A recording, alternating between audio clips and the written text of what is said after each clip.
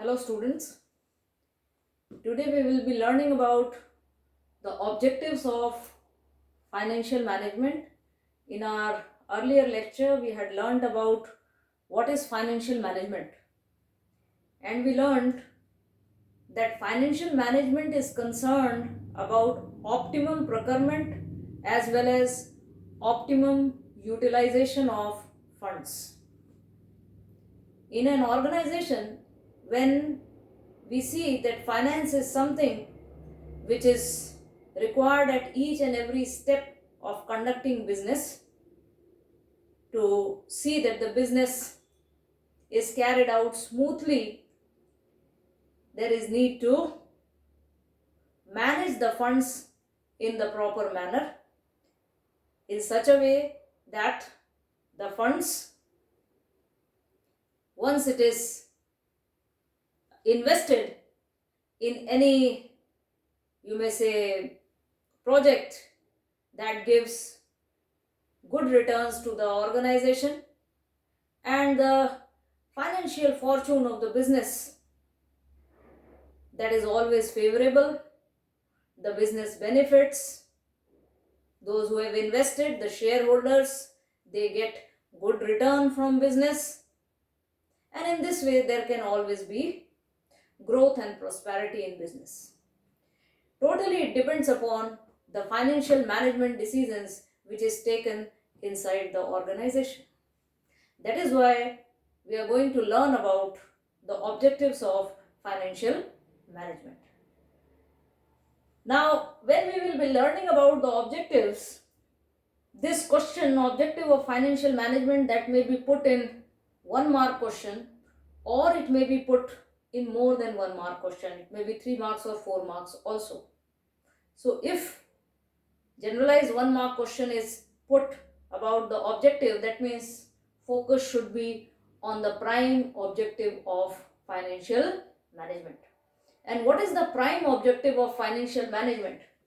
The prime objective of financial management is maximization of shareholders' wealth. Now, shareholders, the equity shareholders especially, all of you know, they are considered as the real owners of any company. And whatever investment is done by the company and whatever risk the company takes, that is taken by the shareholder. So if the cost as well as the risk that is borne by the shareholder, it is expected that the shareholders in return increase their,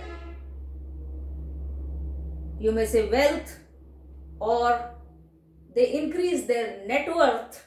That is why they are investing.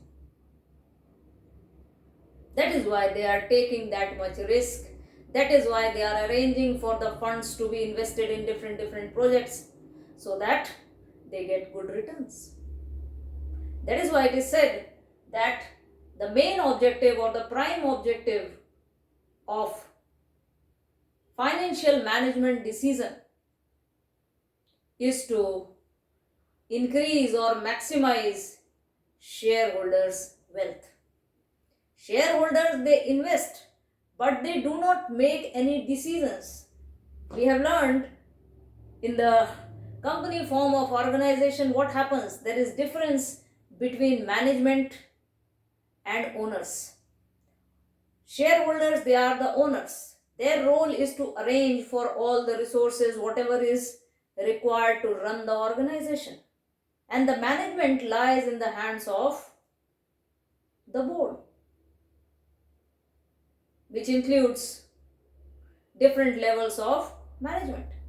And there, the role of financial manager comes into existence because he has to make decisions. And he has to make,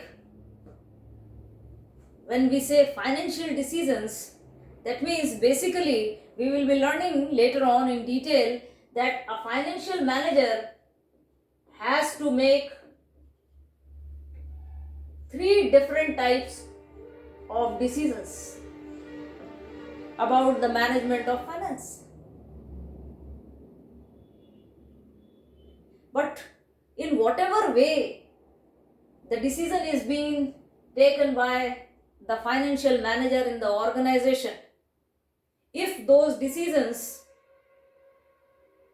they always bring value addition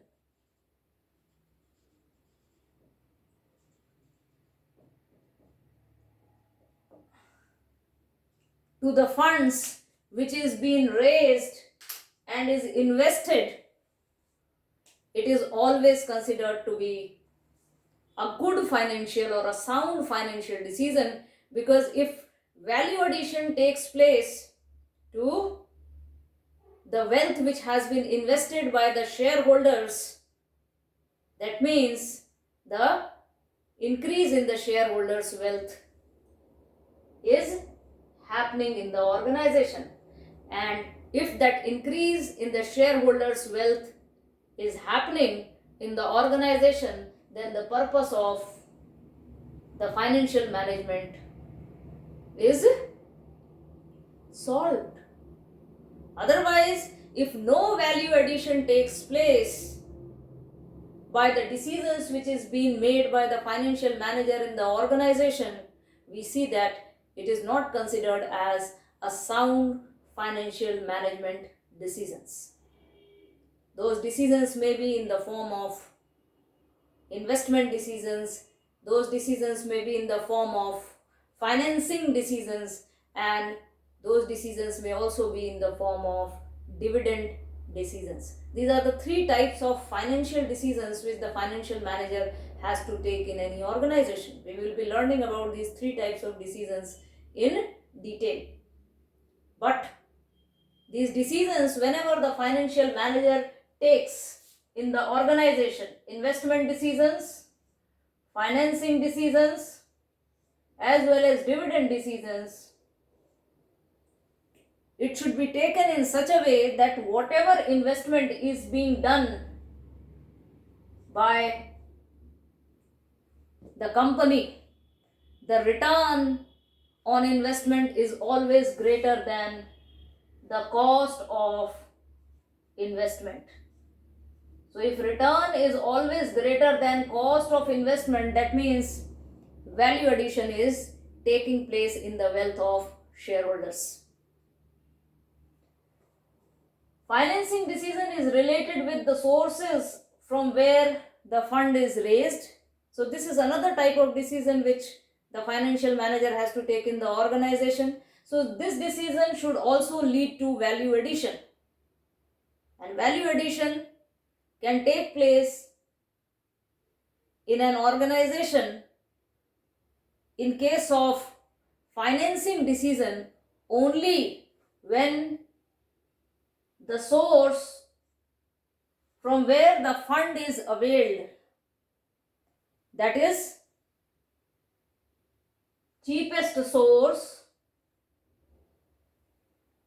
and the risk is under control, then there is always a possibility that the fund which has been raised, that is going to add value to that fund by proper returns. Third thing, dividend decisions. Always dividend is third type of decision which is being taken related with the distribution of dividend or dividend payout to the shareholders, and that dividend is only declared or it is paid when the company is earning profit. So if the company is earning profit because of proper financial decisions which has been taken by the organization, we see that dividend payout is more, and that adds value to the shareholders' wealth, because shareholders, they are paid in the form of dividend per share. So if there is profit maximization in the organization, there is always a possibility that the shareholders, they are going to get better dividends as compared to the earlier years, and that means that value addition has taken place in their wealth. So on the whole, what do we understand? That when we say the primary objective of financial management is maximization of shareholders' wealth, and this shareholders' wealth is going to increase only when the market price of the shares is going to rise in the market. Because how do we compute the wealth of shareholder? Wealth of shareholders is equal to number of shares into market price of each share. So if the market price of the share is increasing in the market, then the wealth of the shareholder will automatically increase. You can take so many examples. For example, if a shareholder has purchased 100 shares and the market price of the share when he purchased was rupees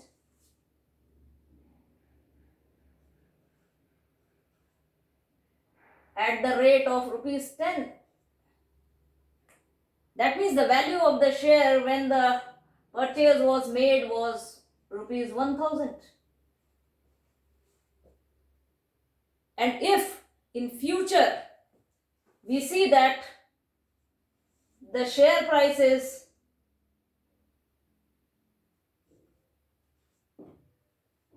increases and the price of the share goes to 20, that means 100 shares at the rate of 20 will be 2000.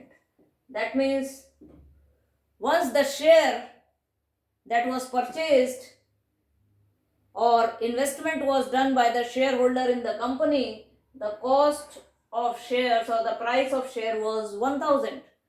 But over the period of time, the share prices rose and it reached to 20. As a result, the value of the total net worth changed from 1000 to 2000.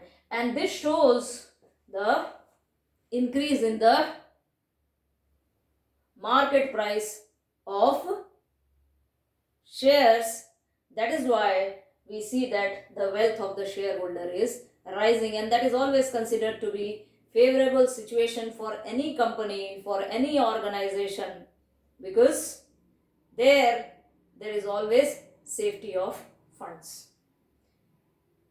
So what we see is that if the return on investment, whatever is greater than the cost of investment of funds, always the share prices goes up. If cost of fund was at the rate of 10% and return is coming at the rate of 12%, it shows that there is always increase in the value of share prices of the equity shareholders, because some value addition is taking place. But if the cost of the fund, that means cost of availing fund, was 10%, and after investing that fund the return is coming out to be 9%, then it is considered that the wealth of the shareholder is declining, and that is not a good financial decision. So in detail I have tried to explain to you about the prime objective of financial management. You don't have to write in so much detail, only to the point you will write. If the objective is asked, what is the objective of financial management? The prime objective is maximization of shareholders' wealth. And this maximization of shareholders' wealth always takes place whenever the market price of the shares rises or value addition takes place to the wealth of the shareholders, and that can be done by taking good financial management decisions. Apart from this prime objective, there are other objectives also. So I am switching over to those other objectives which we are going to learn, but other objectives will only be written, or that will be mentioned by you all in your copies whenever the question is of 3 marks or 4 marks or 5 marks. If the question is of 1 mark, only focus on the prime objective of financial management. So other objectives, first point was prime objective, second point is other objectives. In other objectives, we see that the first objective is ensure enough funds at reasonable cost and risk under control. Always, in an organization, the aim of financial management is to see that enough funds that is available all the time at a reasonable cost, and the cost at which the fund has been availed, the risk which the business organization has taken, that is minimum or it is under control. That is also the aim. Second point, ensure safety of funds. How can safety of funds be ensured?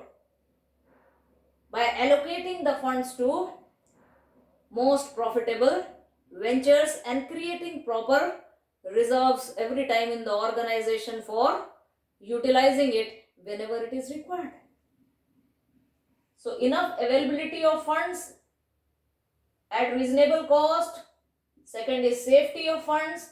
Third is ensure efficient, effective and profitable utilization of funds.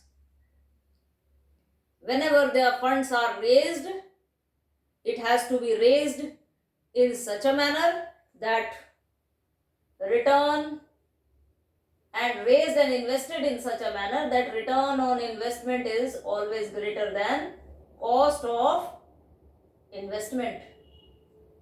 Then only we see that it will be considered as proper utilization or optimum utilization of funds, and the funds has been availed at the cheaper rate, that it is adding value to the invested funds. Ensure that finance does not remain idle.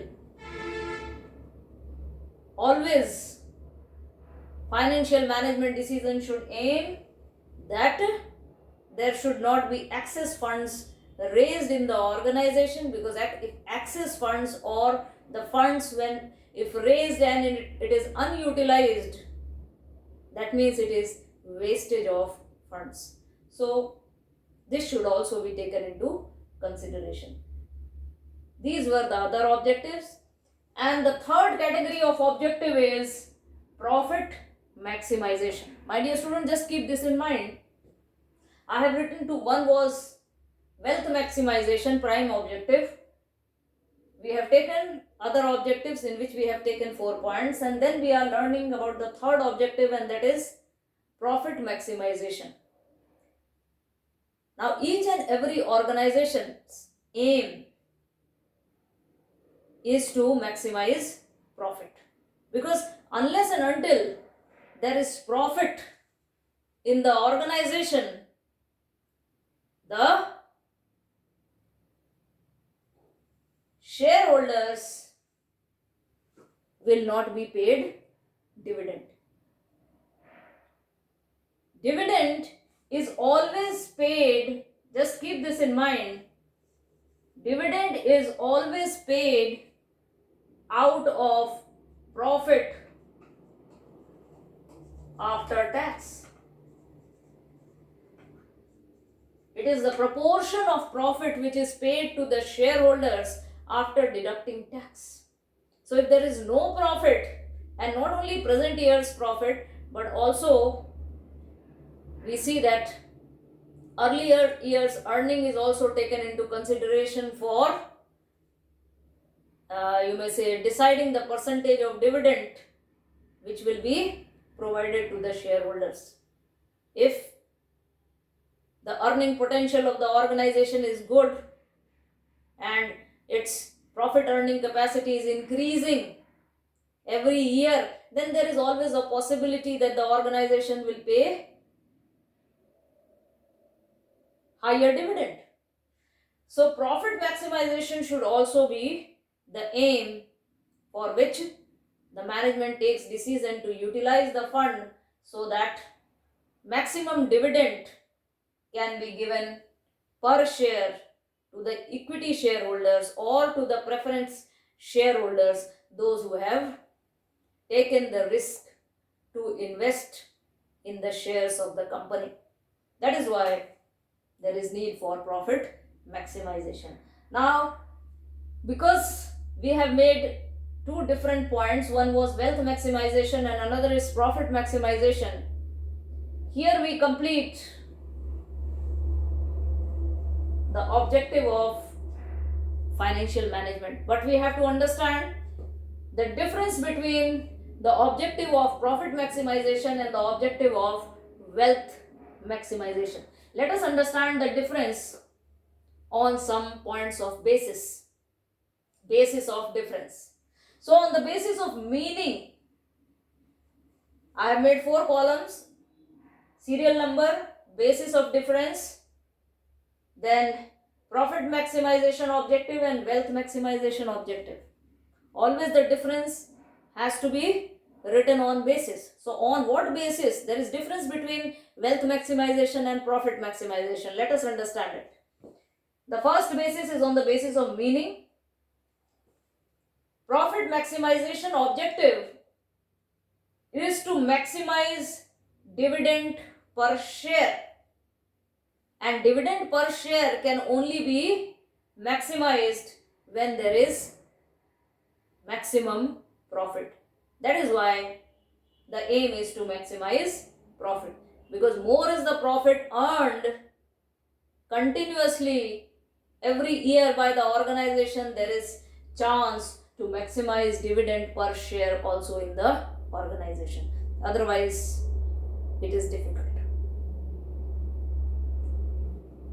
Whereas the wealth maximization objective is to maximize shareholders' wealth.